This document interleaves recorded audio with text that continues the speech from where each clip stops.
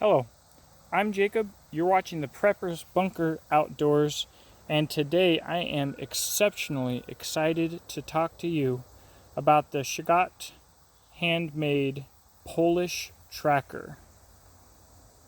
Now, I'm sure I didn't get that name perfectly correct. Here you go, so that you can make sure that you know what I'm saying there. If you don't remember, I did a video at the end of last year saying that he was one of the custom makers that I was following the closest. Like, I've really been following this guy and liked his work for quite a while.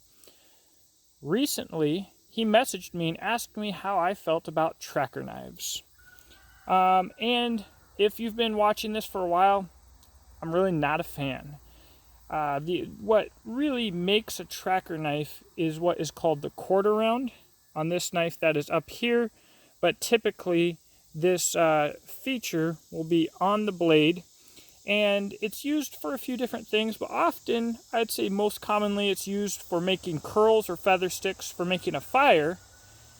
And for me, it absolutely is not worth it to have that feature here on the blade where it gets in the way of slicing. I like my knives to do knife tasks first and foremost. That means cutting. And so anything that gets in the way of that is going to have to be pretty awesome for me to think that it's worth it. But what he did here with the Polish tracker is used essentially unused blade space to put in a quarter round. So you still have a nice thick tip for your batoning that's not going to damage your baton. You've got a comfortable space for your fingers, and you've got this quarter round. So real quick, before I do any more explaining on what you're looking at, this is just an initial review. I just got this knife. I'm actually so excited about that I had to take it off of my belt to do this video. And so this is just a first impressions deal. And I want you guys to know that this dude's out here. Because like I've said in the past, he does really good work in hand. I'm super impressed. But this channel's made possible through sales on my website, beachandtactical.com. I make firearms and survival gear.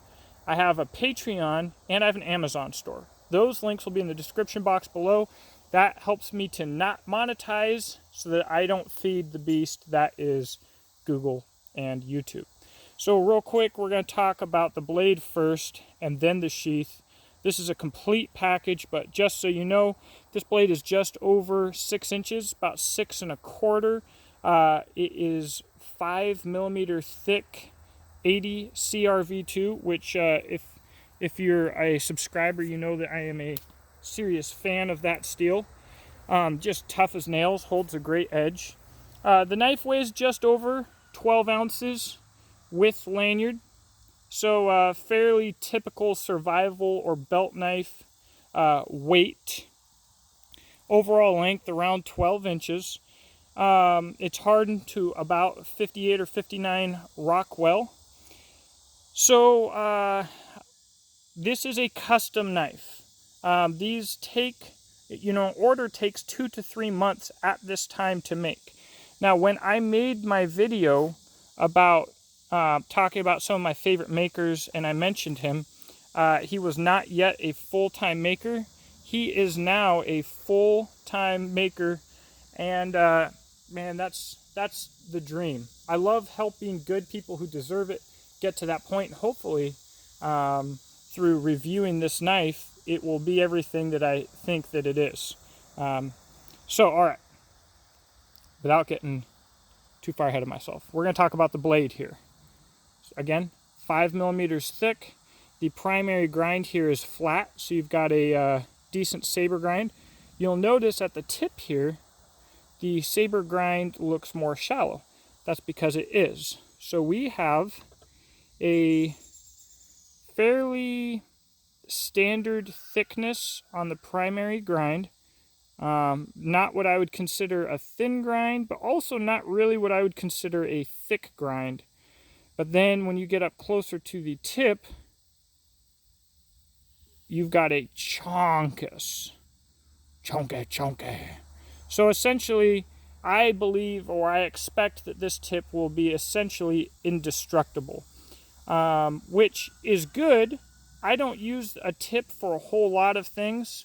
We will find out, but I believe I'll still be able to bore some divots and to notch or to leave, to carve, do some slight carving and stuff if I need to make some lines for future work. And that's what I need a tip to, really need a tip for a knife this size typically. So having an indestructible tip might be helpful, especially if you're doing some of those bad no-no things like prying. I don't see this tip ever breaking.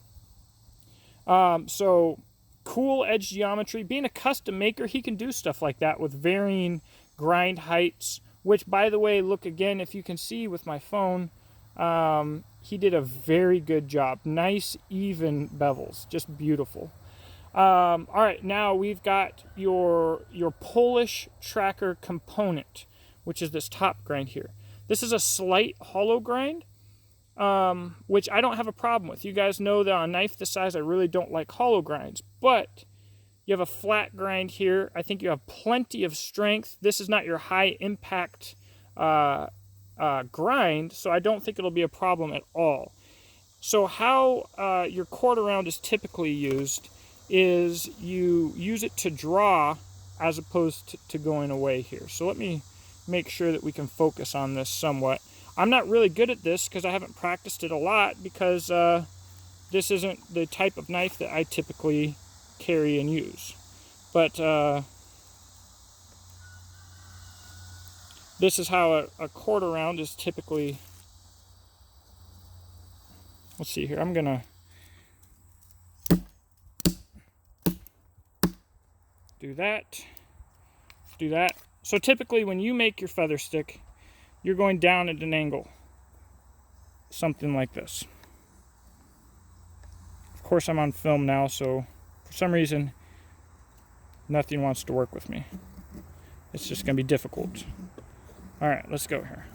All right, so your quarter round, on the contrary, you're drawing. All right, so you're coming up like this. And with a bit of practice, you can do this very quickly and very effectively. It is a nice feature. Like I said before, the reason that I've never been a big fan of it is because I don't believe, that most people putting this feature onto the primary edge, I don't believe that this feature is worth losing my slicing ability. When I'm cutting, I like to be able to use my whole edge. So what this allows me to do is this allows me to slice and use my whole edge if I need to or if I want to on meat or anything else that I'm doing, crafts, a whole myriad of things. But it also allows me to have the quarter round. As far as ergonomics, we're working our way towards the handle. A lot of people hold their knives like this for different tasks. Some people go beyond. I typically go beyond. I don't think I'll have an issue of slicing open my thumb, but if I do, I'll let you know. If somebody has a finger thumb or something, being that this is custom, they might ask him to start this grind up a little bit higher. It's probably something that he could do. Getting down into the handle, this wood, I believe this says it's Laro Preto wood, and I'm going to be honest with you, I don't know what that is, but it feels awesome texture-wise, and his shaping is phenomenal. That is a well-shaped handle. This thing is incredibly comfortable front or back. I mean, there's nothing you can do with this handle that is not comfortable. The only thing that I personally need to watch for is I need to make sure that I don't choke up for a choil, right? And that's something that I have to focus on with any knife that doesn't have a choil, because for some reason, sometimes my finger goes to do it. If I do with this knife, I will learn the hard way for sure. But just beautiful wood handles, guys. Absolutely gorgeous. All right, so let's get on to the sheath, right? So this is a whole package. Typically, or I'll say with a lot of custom knives, you buy your nice custom knife and it comes with a sheath that's adequate because the maker figures that you're going to want to go get your favorite custom sheath maker to make a sheath anyways.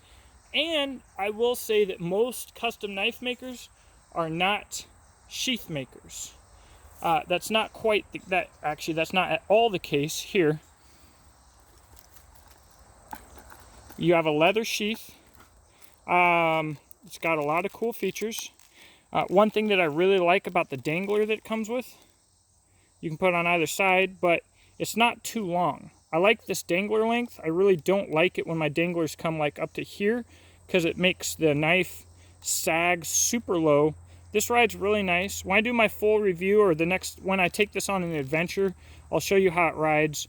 I really like to wear this on the front of my body, scout style, and I'll post pictures of that on Instagram. Super comfortable. Everything on here is so well done. Fit and finish is really, really impressive. You have a button on both sides here, so if you're right or left-handed, or if you're wearing it a different way, you have the option to do that. You've got ferro rod loop. I believe that this is where my exotac will reside. So this sheath is a full package, and the last thing I want to say about it is the leather is a little bit thinner than what I'm used to, and I think that is a very good thing because although thick leather sheaths are very popular, it can make a package like this incredibly bulky. And if you make a small knife incredibly bulky, why not carry a larger knife? So we'll see how this holds up. I think it will be phenomenal.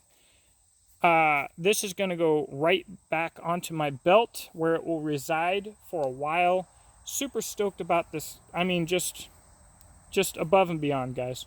So what I'm going to do in the description box below, I'm going to put a link to his Instagram and to his Facebook.